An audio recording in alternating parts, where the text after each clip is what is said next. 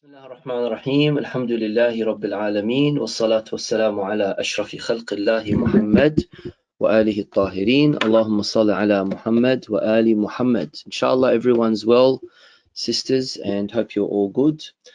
Just before I start with today's topic, two very important disclaimers or two important points that I wish to mention. Number one, under no circumstance or by no means of the word do I wish to insult or disrespect anyone who has certain views or is passionate about certain issues as far as female activism is concerned.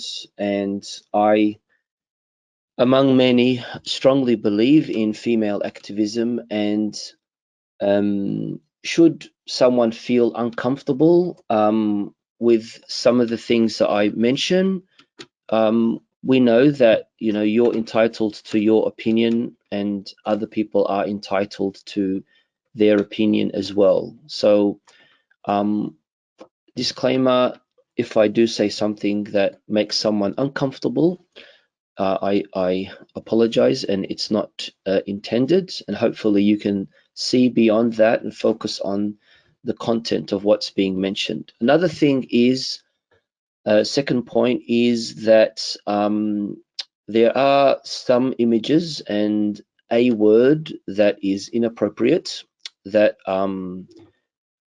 is offensive.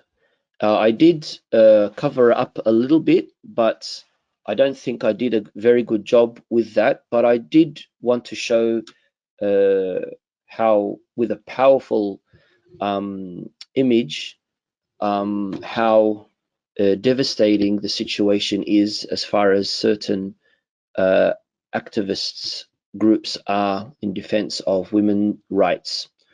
And so, again, I'd like to apologize to my dear sisters before I even start with tonight's program.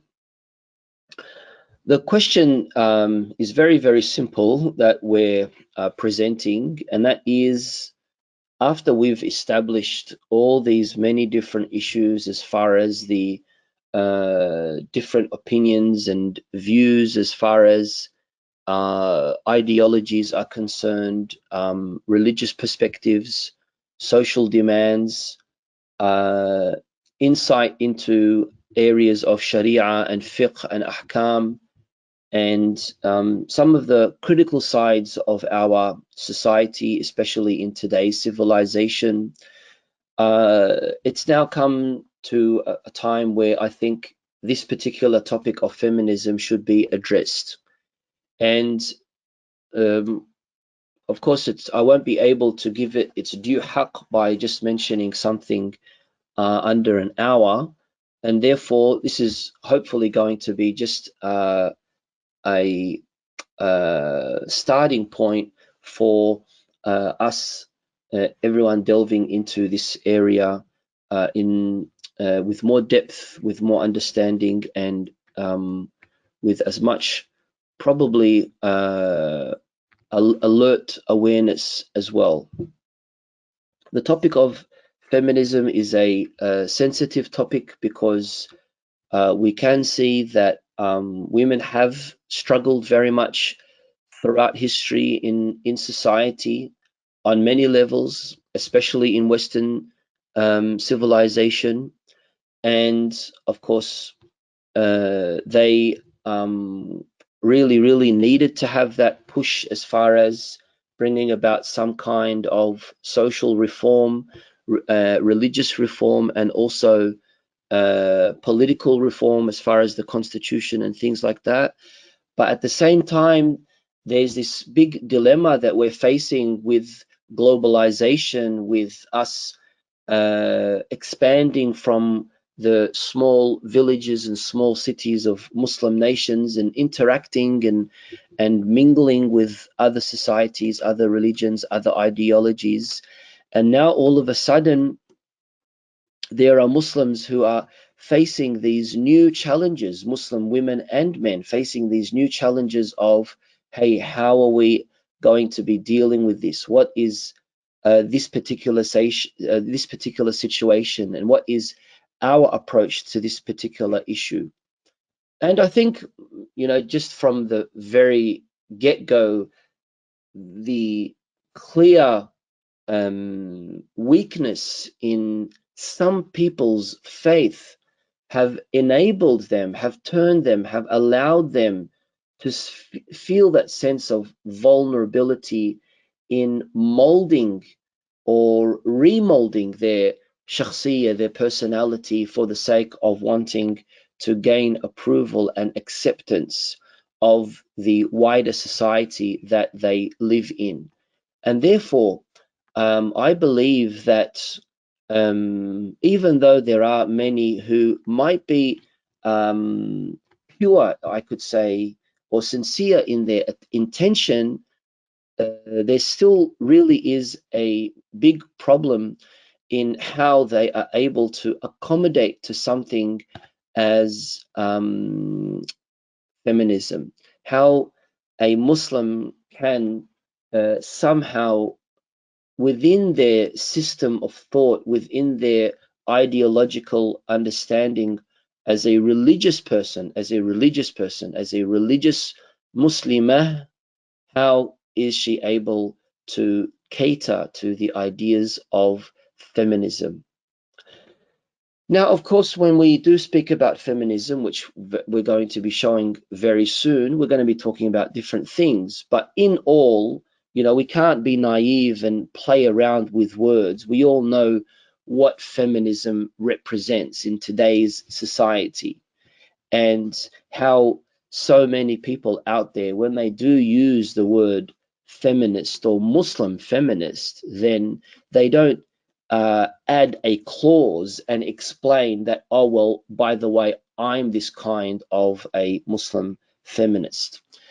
And interesting is that there are so many people around her when she does announce that I am a Muslim feminist activist, right? Those who are around her, they'll say, yeah, go girl, good on ya, women power, all the way, and then does she really think that by her gaining some kind of approval and being endorsed and being applauded by those who have no understanding of Islam, she will feel some kind of sense of pride or some sense of honor because she is now, feeding into the Western narrative of how women need to be? And that's why when we look at the definition, the broader definition of feminism, which, you'll probably agree with the first half, but maybe not the second half. Well, as a Muslim, and or even as just a simple human being, realistically, you're not going to see the possibility of equality of sexes. The advocacy of women's rights, absolutely. But why does it need to be on the basis of equality? Just recently there was a transgender person who was, I think, correct me if I'm wrong, if anyone knows about this story, it was on the news a few weeks ago. For around about 25 or 30 years of their life, they were weightlifters. They were very strong weightlifters who were competing in the males division as a male weightlifter. And then all of a sudden he came through this phase and changed his gender and became a female. And now he's competing in female weightlifting, and he broke absolutely every record that's out there. If that's what people mean by, which is pretty much what it is, equality of the sexes, then of course, any sane, realistic person is going to have an issue with that in the broader sense. equality on what side, and that's why one of the things that I really need to point out is that we should never ever be naive and fall into these shallow, meaningless slogans, which really are meaningless. When we talk about defending the oppression, when we talk about women's rights, when we talk about these things, yeah, you're absolutely right. But what do you mean? What are you trying to get to? What are you trying to accomplish? What are you trying to achieve? And that's why if you do read about the history of feminism, it really has played an important role in the Industrial Revolution, where there was this boom in the factories and the building of factories and mass production of things, and they really fell short as far as having men out there. So a lot of people say, not me, a lot of people say that the initial motive was not really based on women's rights per se for many cases, but rather wanting some kind of financial independence and financial equality. And, this kind of agenda that they pushed is, you know, uh, why do you have to be a mother? Don't be a housewife. Now, even nowadays, it's the most shameful thing for a woman is to be a housewife, and they don't even use that anymore as well. You can't hear anymore.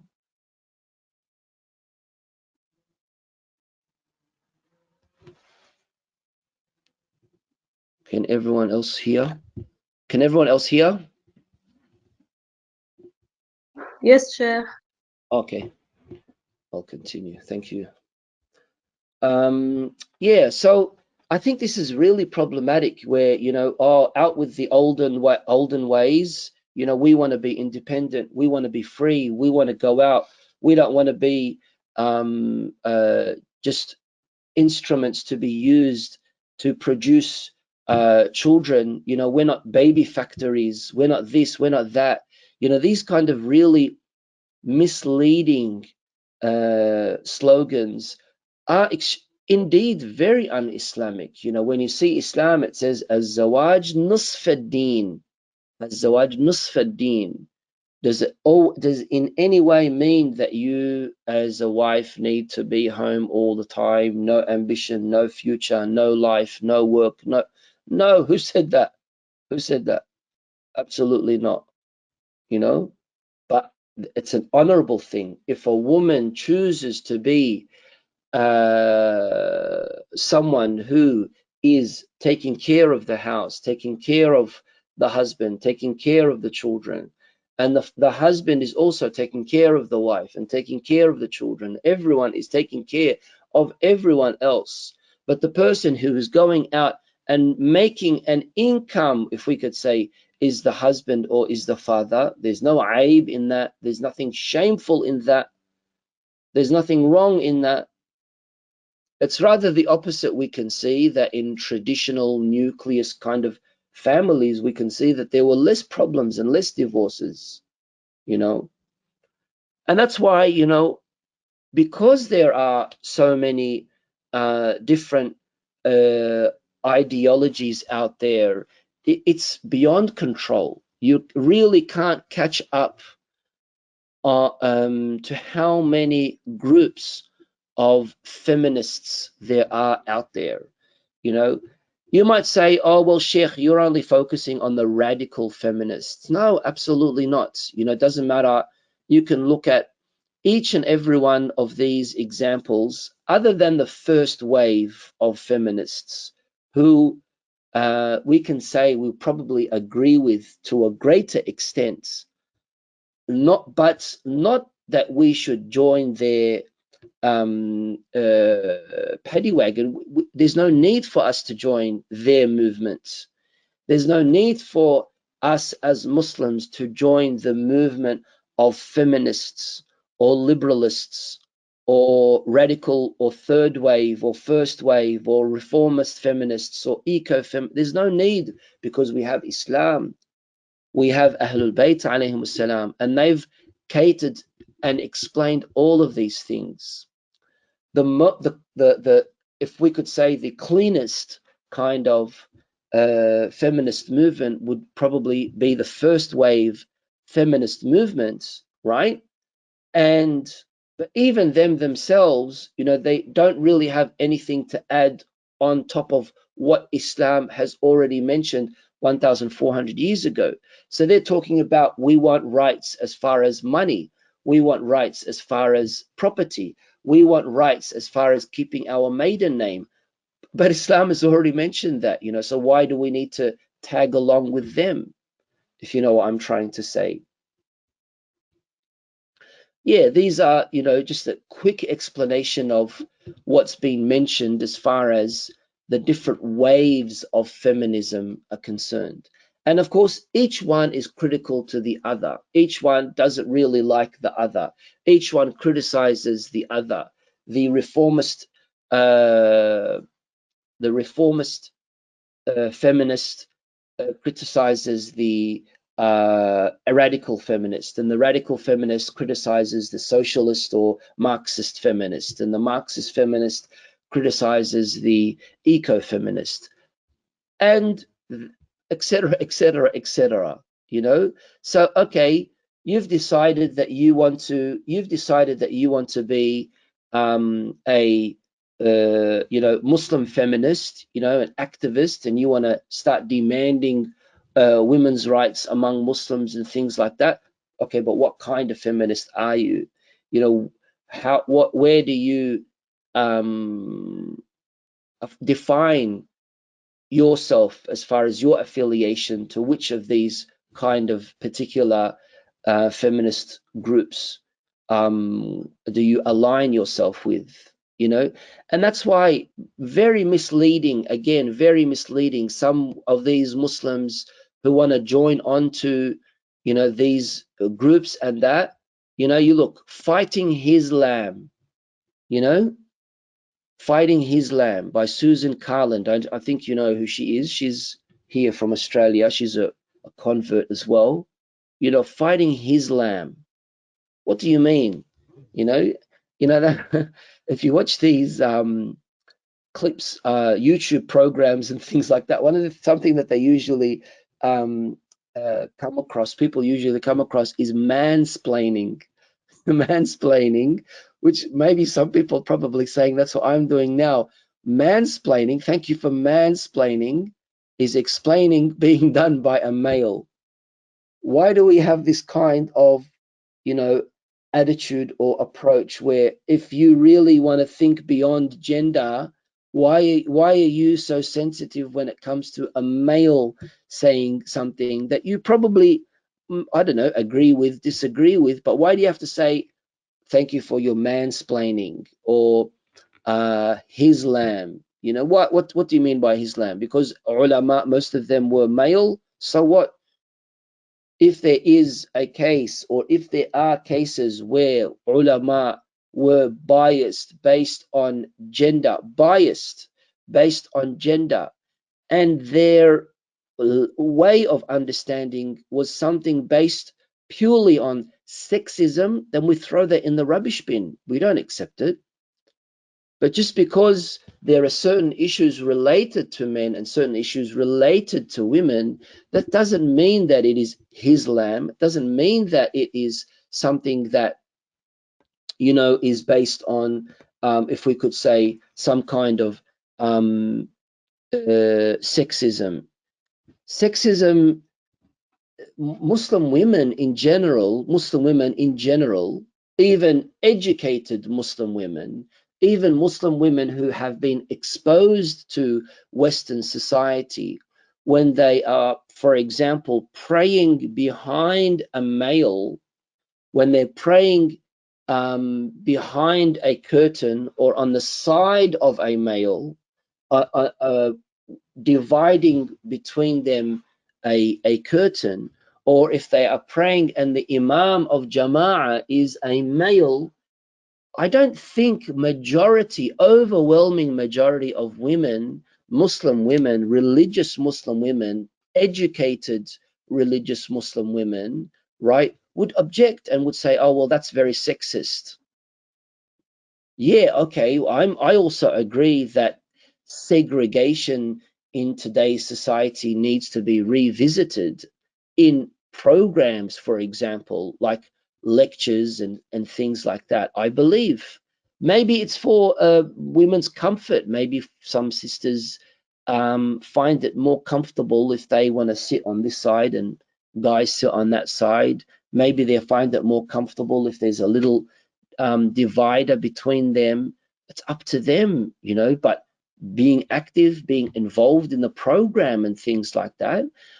If, of course, we say that, oh, no involvement, stay away, you can't do this, you can't do that, it's bad, it's no good, that becomes, of course, sexist. Whether that is being perpetrated by a male or by a female, you know. So anyway, when we do say the word feminism, the point is that it doesn't just mean, oh, feminism all the way, you know.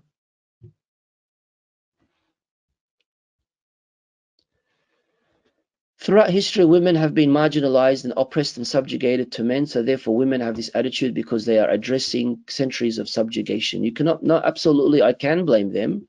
And I completely disagree with what you said, because generalizing in that level is, I think, unfair. There's always been cases of vuln and oppression, and cases of, you know, marginalizing and subjugating and things like that. But to generalize it in the broader sense that this is how it's been throughout the centuries, and from an Islamic perspective, I'm talking about, is far from reality. In the Western civilization, you're absolutely correct. Bras and hair, and then again, we need to look at this, you know, in as far as certain nationalities are concerned, certain cultural practices are concerned. Absolutely correct, sister. And see where in certain parts of certain cultural practices we need to condemn and we need to be against and things like that. Yes, absolutely. And sorry, I need to mention this as well, because this is very fundamental in the early stages of, you know, wanting to create a new identity for women, where women felt somehow, I should say some women felt in the West somehow that the one thing that's keeping them back, that's keeping them behind, is the social conditioning. And that happens through mass media, through advertisement, through sex sells, you know, and therefore they wanted to fight that.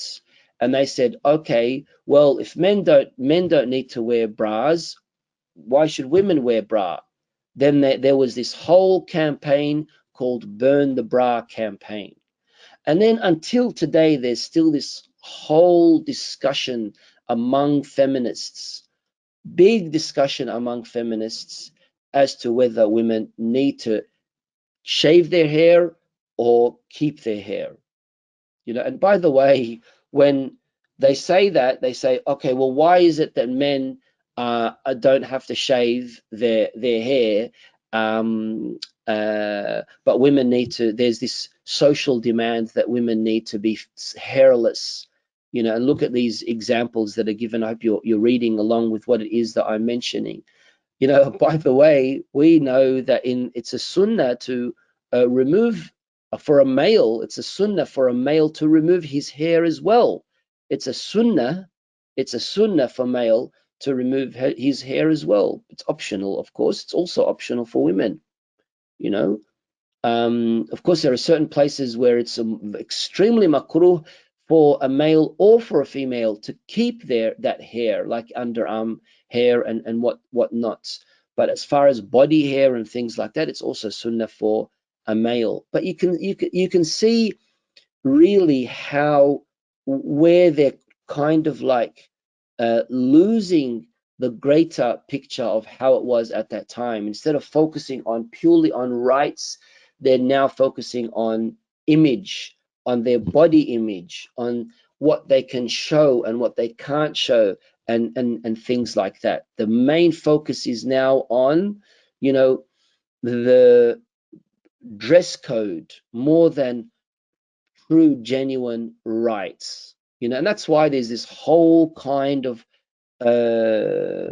practice or promoting of what we call what they call here in today's society rape culture. And rape culture came as a result of this kind of freedom of a male, for example, finding loopholes in the judiciary system and being easily acquitted due to lack of evidence, for example. And this miskina, this lady, this woman who was innocently raped, and it's very clear that she was raped, but because it wasn't proven in court, this guy is left to be free. So, okay, what she's wearing, what she's not wearing, one thing, right? But what he did and what he didn't do is also to be analyzed and looked at from another side as well. You can absolutely know, under no circumstance should you blame the woman because of what she wore. And it really is the case that, just because she's wearing what she's wearing, that doesn't make it okay for a man to start harassing her and things like that. And this is the beauty of Islam, where the beauty of Islam is ideally, and alhamdulillah, we can see that in general in a well-preserved, conservative kind of Muslim society, where if a woman is dressed in a certain way and everyone is observing haya and everyone is observing hijab, she's not going to be harassed when she's walking down the street. Are there going to be cases? Are there going to be problems? Absolutely, like everywhere. But I can tell you, for example, I'll give you an example of Qum al-Muqaddasa in the holy city of Qum. You will see, you will always see women walking at 4 o'clock, 4:30 Fajr time, walking to the Haram and walking away from the Haram, or 10:30, 11 o'clock in the night time, walking on the main roads. The problems happens, sometimes problems happen, but in other places around the world, it'll be really, really difficult for them to do that. And so there's this whole kind of emphasis on challenge the status quo, go against, stand against misogynism, fight the patriarchy, shave your head bald, go out and do this, go around naked, all these things, all for the sake of, trying to prove something.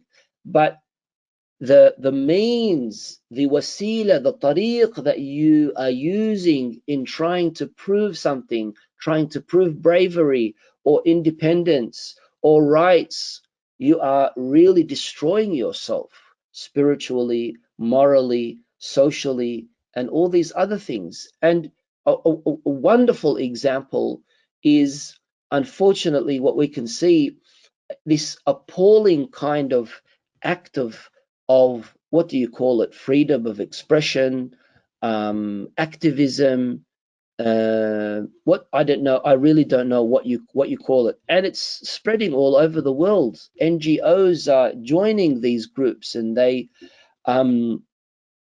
really feel that there's a lot that can be done by a person, wanting to be a part of these kind of movements, wal billah.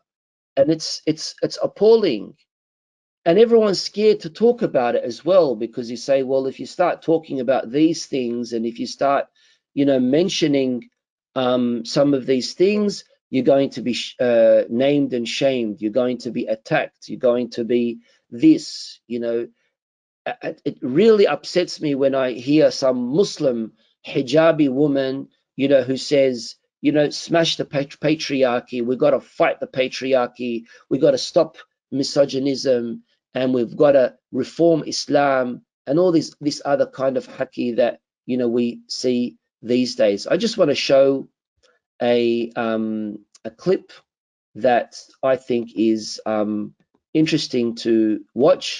My father gave me a different last name, and we are both feminists and Muslim. Now, I understand that to many of you, these two words side by side are incomprehensible, incompatible, and certainly mutually exclusive. A feminist Muslim is supposed to be an oxymoron, right? Because in the media, feminists and Muslims are portrayed as this or that. But the truth is, these two words, ideas, ways of life even, can overlap. And what you hear and see are often misconceptions and cultural fabrications. Now, the journey of being a Muslim and becoming a feminist was not an easy one. Like many young girls, I have been constantly inculcated with societal norms about how I should dress, act, and talk. In both the secular and religious atmospheres, I felt like a pawn in an awful game of chess dictated by men. Although I attended a Muslim school that preached equality, we girls always sat behind the boys during prayer. And during my religion classes, I was bombarded with the stories of only male prophets. I was told by family that women may. Did you hear that? How she's creating an argument. She's creating an argument. We Alhamdulillah, we've already discussed this issue about male prophets, but really becomes a concern with some. May not enter the mosque while on their periods because they're impure or even dirty, and God forbid they enter a sacred place in that condition. They must wear all white after their husbands die for the rest of their lives. Women must not pursue careers. Okay, so she's making sense to me. Yeah, I don't know. Women must wear white. What does that mean? Like maybe in her background, maybe in her village, in her city, maybe, but I've never heard of that before, that women have to wear black for the rest of their lives. White, sorry, white for the rest of their lives. In order to avoid hell, they can't be leaders under Islamic law. The list goes on. But I always wondered if these claims were true, because at school, surprisingly enough, every now and then, I would hear stories of formidable Muslim women who defied all of society. Like, ooh, sorry about that. Skipped a few slides. Like Umara. She negotiated treaties and fought alongside the Prophet. She was extolled for her. Umara. All right. So anyway, this lady, apparently Umara. Now, do you see how she's trying to build this argument?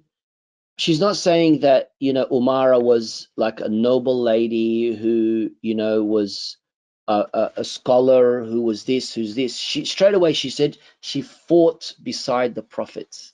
So she's trying to give the audience this image of, yeah, the prophet had women warriors, women fighters. And that's what the West nowadays love to hear, because they're all into let's add women to the battlefield and let's get women into the army and things like that, you know, because that would be the peak sign of equality. Unparalleled courage.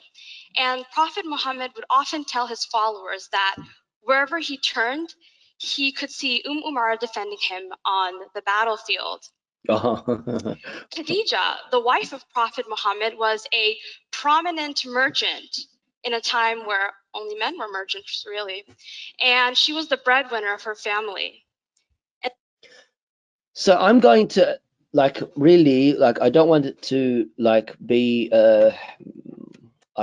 I'll go to take the benefit of the doubt, and I'm going to say that, you know, when she did go to Islamic school, they didn't teach her it's Khadija, or in her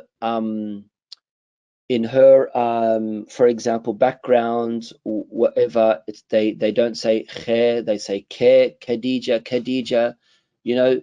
But with all fairness, I haven't come across a Muslim who can't say Khadija.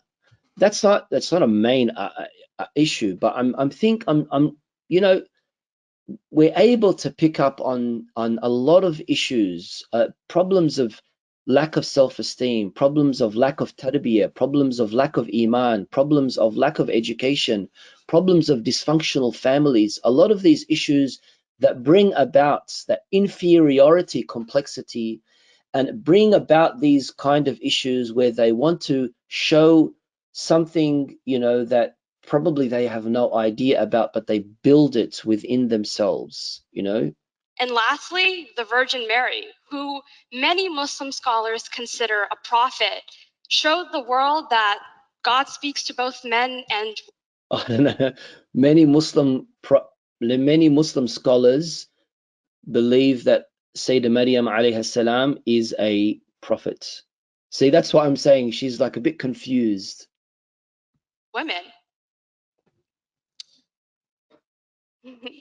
Also, and historical records show, historical records show that Prophet Muhammad would often consult women. I'm gonna backtrack a bit. So basically, wow, would you ever think that such women would arise from a seemingly patriarchal religion? The fact of the matter is, I looked up to these women, Umara, Khadija, Virgin Mary, and I used them to dispute any claim that forced me to become a second-class citizen. But as I got older and increased my exposure to the media and its sometimes inaccurate portrayal of Islam, I could not deny that the status of Muslim women in Muslim communities is inferior.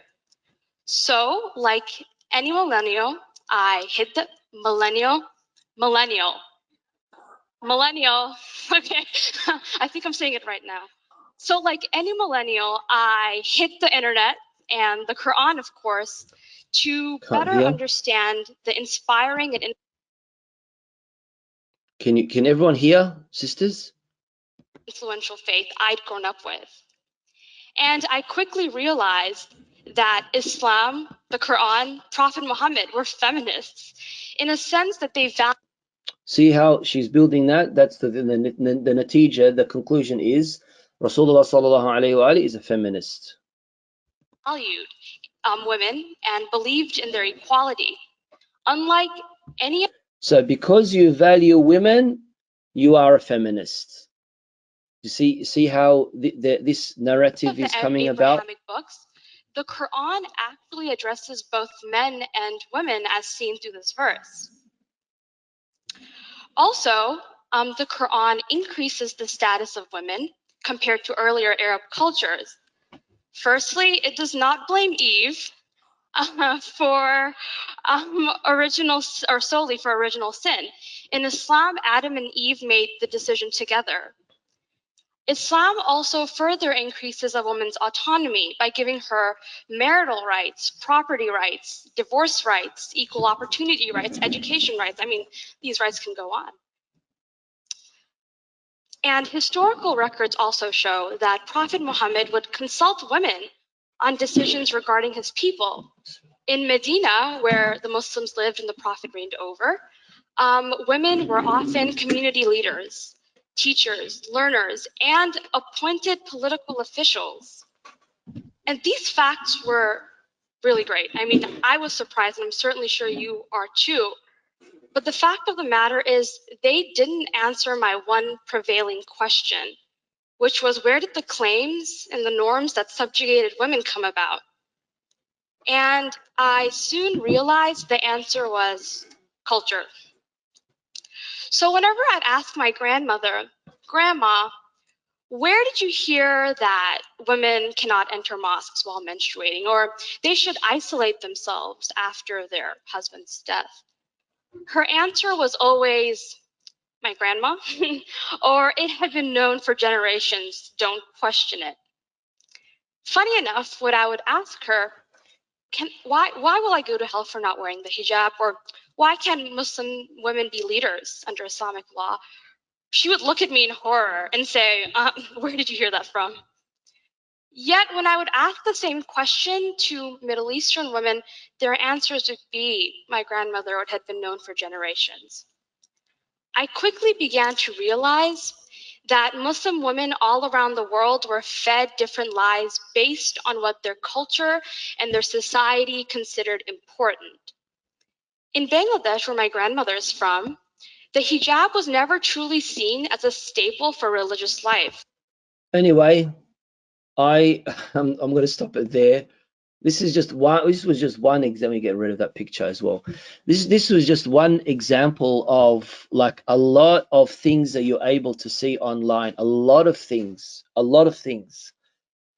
I don't know. Like I really don't want to like judge about this particular in person, but there's a lot of women. A lot of women. A lot of women. Unfortunately, very confused. No hidayah. No. I don't know. No aql. I don't know. No education. I don't know. What's this white thing? Maryam being a prophet. All this other haki. All these other things. Just you know what it is? It's sensationalism. That's what it is. Sensationalism. Trying to get that appeal from the crowd and audience, making it into like this big dramatization, drama story. You know, oh wow, yeah, look at you, poor women over there. You're a wonderful example. All those women, we got to go help them. You're really good. That kind of, you know, boosting. And then she feels very proud, very honored. You know, I challenge the status quo. You know, I'm a Muslim, but I ain't wearing the hijab. I'm strong. I'm powerful. This is really bad, and this is the situation that we're in now. You know, I think I mentioned this in the previous program. It's devastating when you see strong hijabi women messaging and commenting on an ex-hijabi post,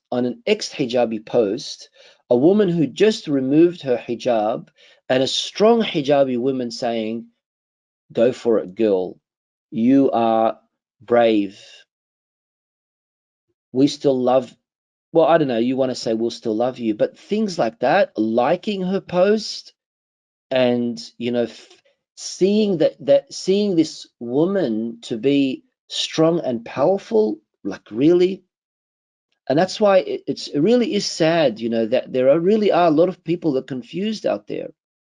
And I don't know what you can blame it. Can you blame it bad culture? We do have, unfortunately, not bad culture. We have sickening culture, pure Jahili culture.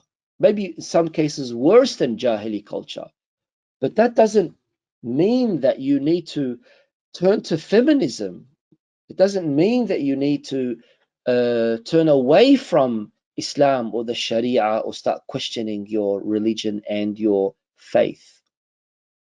Yeah, okay, well, if you want to say the traditional way of how a husband and wife is, the husband sits on, when he comes back from work, he sits on his backside and he expects his wife to bring him the plate, and he eats it, and if he doesn't like the food, he has every right to get angry at her and all these other things that are happening. Well, if that's how your family functions, then that's your problem, that's your fault.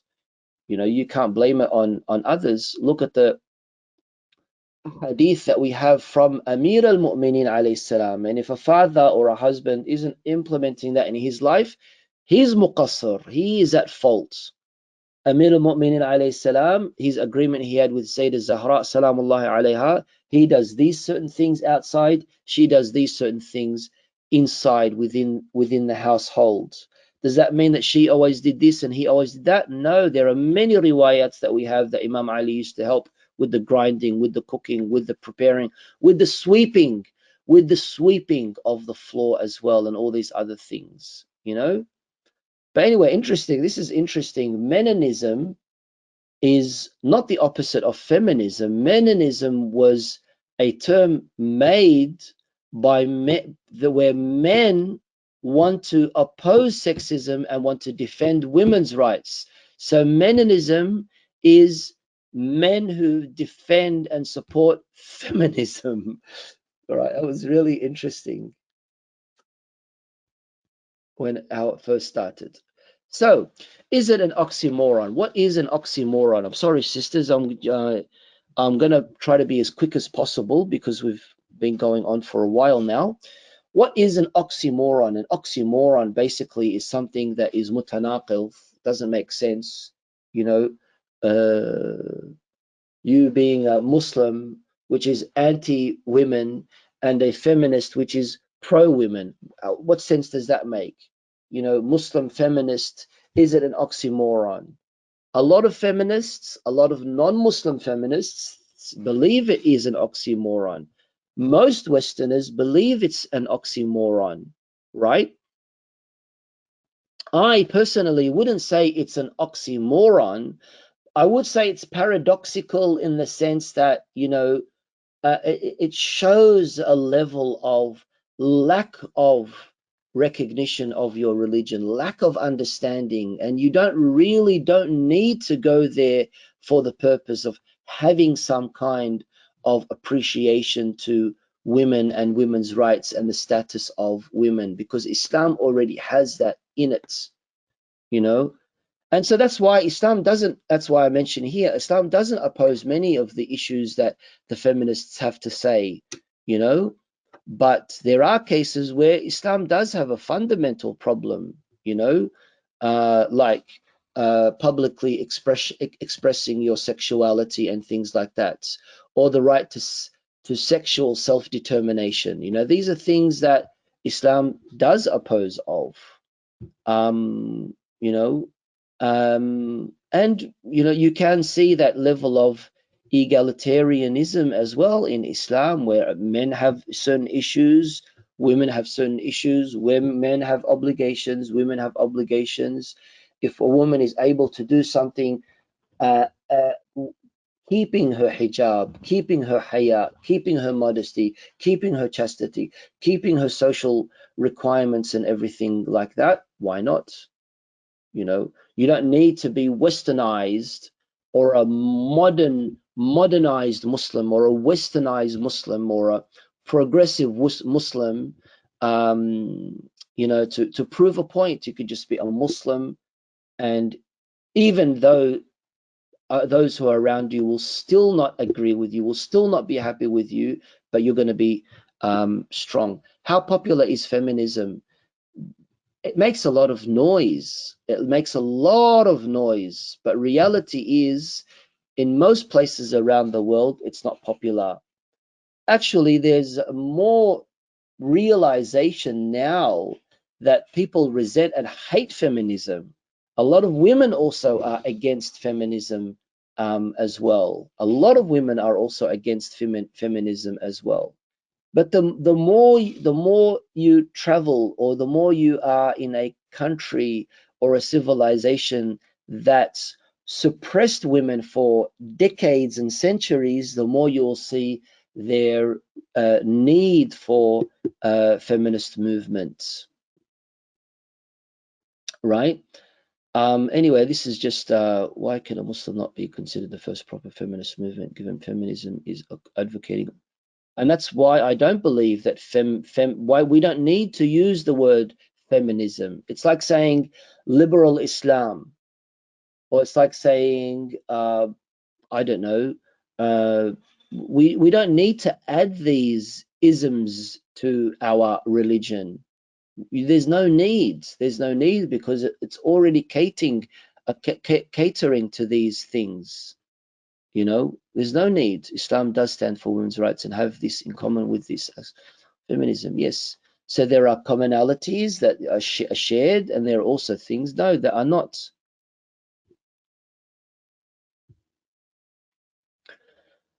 And this is where it becomes very interesting. And this is where personally, and me and a lot of other people have a fundamental problem with using this term feminism, because there are so many feminists who are outwardly Islamophobic and against Islam. And when they see a Muslim woman who by choice, not being forced by her daddy or by her brother or by anyone, by choice observing the highest level or the best level of hijab, even if this neutral or moderate feminist woman sees her in that place, she would still see her with an inferior eye. She would still see her as being subjugated, as being imprisoned, as being forced, because in her view, and this is how a lot of feminists around the world, the more feminist you are, the less you are going to adhere to hijab. And I ask my sisters out there, you have a look yourself.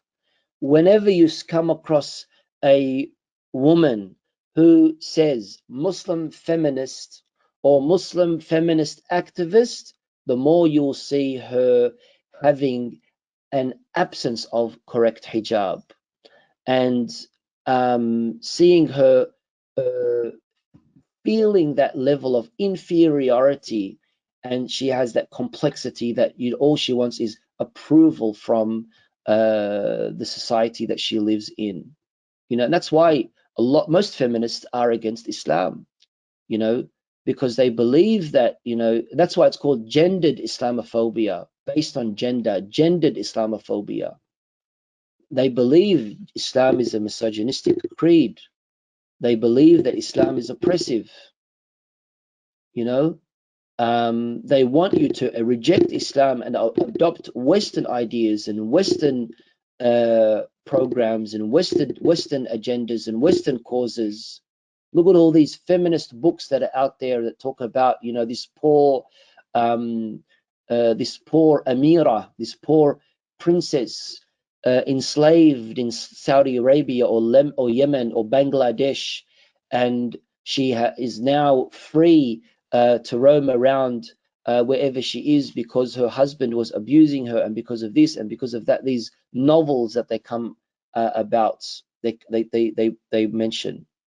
Anyway, you have, of course, a lot of ignorance as well. These are three certain people I would advise my sisters to look into and see that how spiteful they are, how poisonous their views are, how much hostility they have towards Islam. And again, they claim that they're doing something for Islam and for Muslims. Irshad Manji, Ayan Hirsi Ali, I've mentioned her a few times before. She's probably the most active ex-Muslim activist out there, and they place her in the highest level. They give her platform all over the world. She's the most qualified experts. She's al-fawq al-mutakhassisa, when it comes to Islam. And, and all she talks about is all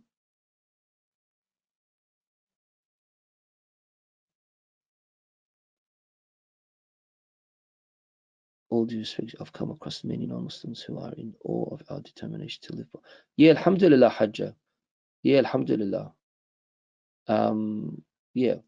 So anyway, I'm also trying not to be too general, and that's why I did mention that there are many non-Muslim anti-feminists out there as well, And there are many feminists who are innocent feminists. They just dragged into it, you know, because they feel that this is the way of activism, that we need to do something about oppression against women, and they're genuine. They're sincere in that particular approach. I'm talking about the theoretical side of these things. These theorists, the theorists that are pushing a hidden agenda of feminism, you know.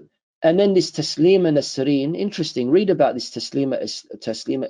Oh, back to Ayan Hirsi Ali. One of the things that she keeps on mentioning about is how she used to get bashed by her husband and by her family members and things like that. Her brothers used to beat her, her husband used to beat her, you know, and now all of a sudden, okay, well, they used to beat her. Is Islam okay with that, or does Islam condemn that? Islam condemns that. You know, if they beat her really, then that's zulm, that's haram, that would entail imprisonment, that would lead to blood money, that would do this, that would need that, and all these other things. I'm trying to read your comments, sisters, as well, and I think it's very important for you to contribute as well, and your comments are, of course, very valuable as well, you know. Sister Noor also, yeah, that's very correct. And Sister Fatima also. They really are, and just because they are a minority, but the problem is that they make so much noise. And look, this hidden agenda. This is what I mean by hidden agenda. You know, Afghanistan. These poor women in Afghanistan being oppressed by um, uh, a group of people who were placed there, by the way, by the United States, who were placed there, who were given the power. This has been proven and established without any level of doubt that the Taliban were, of course, supported and endorsed and, of course, given that level of authority in Afghanistan by the United States. And now all of a sudden, the one thing that they want to fight in Afghanistan and go to Afghanistan and fight and kill people in Afghanistan is to give dignity to women. Dignity to women. And what do they mean by dignity to Muslim women? How can people in the modern world give dignity to Muslim women? The first thing is remove that veil, take it away, or loosen it up. Show a little bangle here, show a little earring there, put some makeup here, do this, do that. You know, I wanted to mention this very, very quickly. I don't know, is it okay for me to carry on for a couple more minutes, sisters? You know, everyone's saying, oh, women's rights, you know, women's rights, or in Islam there are no rights to women. A man can marry as many women as he wants to, and all these other things as far as ta'addud az-zawjat and things like that are concerned, you know, dramatizing it as well, making it so much that, oh my God, all these men, you know, they've got 2 wives and 3 wives, and they got side chicks, and they've got this and they've got that, and all these poor women all over the world, they have to deal with darras. These Muslim women are oppressed. That's how they picture it. That's how they picture it. But really, statistically, is that the case? You know, I can say for a fact that in Iran that's absolutely not the case. Probably out of the hundreds and thousands of people that you know I've seen or I've known on or things like that, very maybe small cases where I've seen that a person has 2 wives, for example, right? And then you compare that to the level of promiscuity that exists in the Western world, in the United States, but it's especially in the United States, and you have the audacity to say that, yeah, we need to you know, save the Muslim women from the claws of their husbands who are lining these women up as wives. And this is where this whole issue of Orientalism and the harem the harem comes in place, you know, that, oh yeah, these Middle Eastern people, all they do is they womanize and things like that. But again, dehumanizing the Muslim, humanizing the West. And this is what I spoke about last week.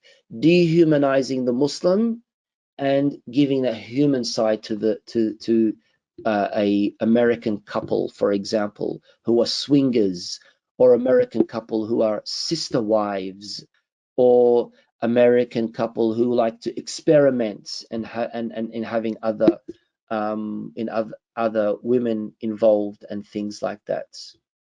Very sad, you know. And hopefully you're reading all this information while I go. And of course, these are some of the statistics that can be added to that discussion as well. Let's have a few case studies very quickly. Again, the more you challenge the status quo, the more you object to the precepts of Islam, the more you criticize Sharia, the higher you'll go. The higher you'll be in the pedestal. Wonderful example. The most common online platform for Muslim women is this particular site, muslimgirl.com, run by this lady who, as you can see, very flamboyant, you know, expresses herself very much. She's been on the cover of magazines, Vogue, talks a lot about women power, feminism, and, you know, she brags about her tattoos, and she talks about her fashion, her hijab fashion, and all these things. And this is who they're portraying. This is who they're promoting. This is what they want people to see. This is the kind of Muslim woman that feminists like. You know, this is the kind of Muslim women that feminists like. They're not going to promote a Muslim woman who has a abaya or a chador or a full correct hijab and adheres to the Sharia, or accepts the Sharia and acknowledges the role of Islam and the Quran and the authentic Sunnah. They won't give that kind of a person any platform.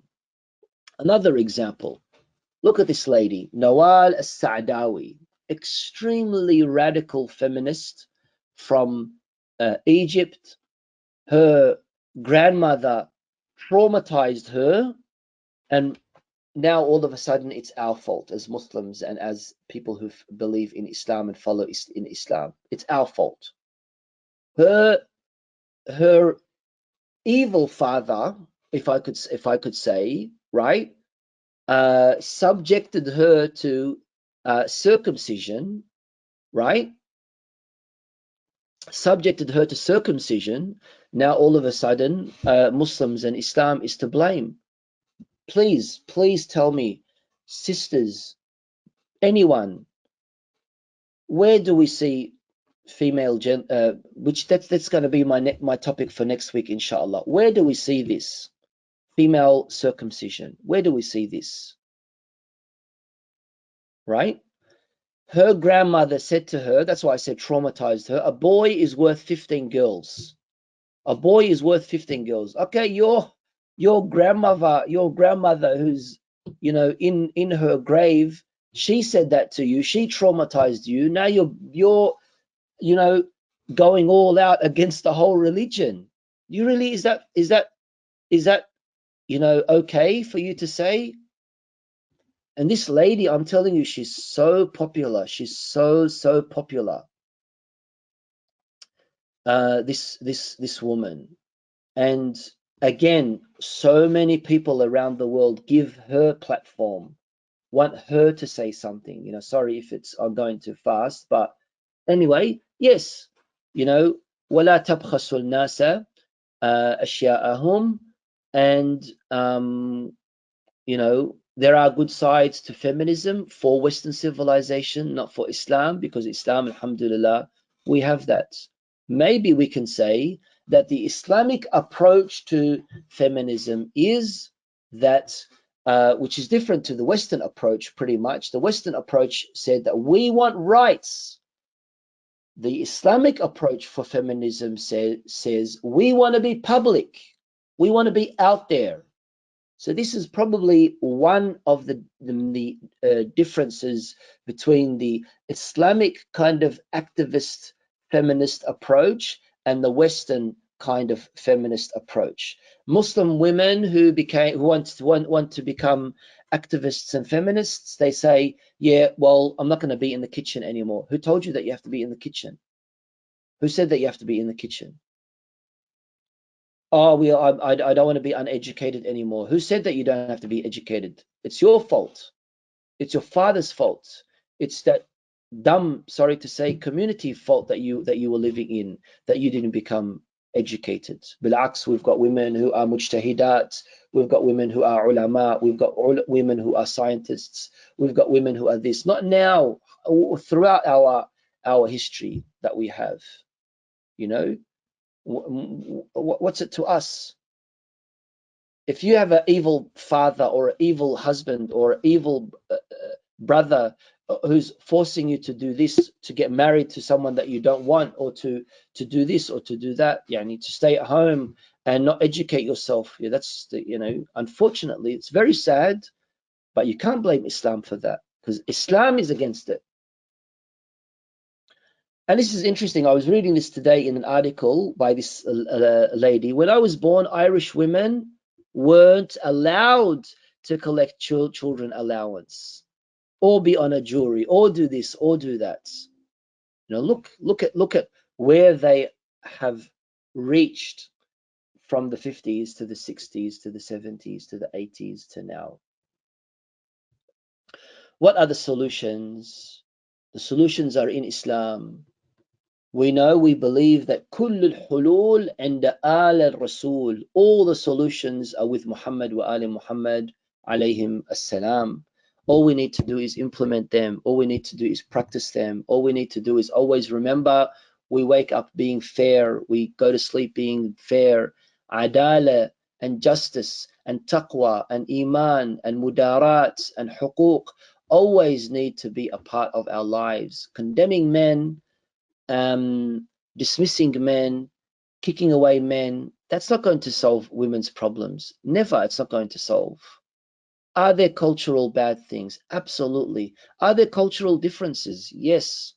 Do we need more women ulama? Absolutely. Especially English trained, traditionally trained women ulama. We absolutely need that as well. Alhamdulillah, we do have, not as much as we should, but we do have. We don't need to import any other kind of ideologies out there.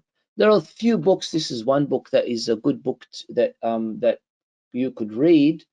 But some of the things you might not really agree with. Especially when a woman says, "I'm a Muslim feminist." I don't agree with it. You might agree with it. But I don't believe that there's something that you can add, that you need to add to Islam. And one of this, and another important solution is that we don't believe that the more you reveal as a woman, the more you reveal, the more out there, the more free you're going to have, and the more huquq you're going to have. No, absolutely not. With your hijab, with your honor, with your modesty, with your chastity, with observing all of these things, you will be able to achieve and accomplish wonders in the world. Walhamdulillahi Rabbil Alameen. Wassalatu wassalamu ala Sayyidina Muhammad wa alihi tahirin.